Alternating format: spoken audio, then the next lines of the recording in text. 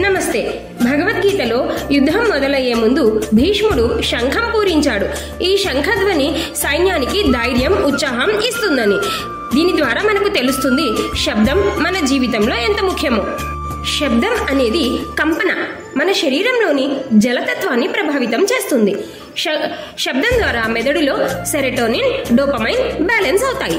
సానుకూల శబ్దాలు మెదడు తరంగాలని బలపరుస్తాయి, శరీరానికి ప్రశాంతతను అందిస్తాయి, ఏకాగ్రతను, జ్ఞాపక శక్తిని పెంపొందిస్తాయి, భావోద్వేగాలను సమతుల్యపరుస్తాయి. మంచి శబ్దాలను గుర్తించి వాటిని సద్వినియోగం చేసుకుంటే మన ఆరోగ్యం, మనసు బాగుంటాయి. ప్రతిరోజు ఓంకార జపం చేయడం, ధ్యాన సంగీతం వినడం, ప్రకృతి శబ్దాలు, పక్షుల కిలకిలా రావాలను వినడం, ఇటువంటి గొప్పవైన శబ్దాలు, అలాగే వీణానాదం, వేణునాదం లాంటివి మన ఒత్తిడిని తగ్గించి మానసిక స్పష్టతను పెంచి సానుకూల శక్తిని నింపుతాయి. మరి మీ ఇంట్లో మంచి శబ్దాలను ఎంచుకొని జీవితం మరింత ఆనందంగా మార్చుకుంటారు కదా.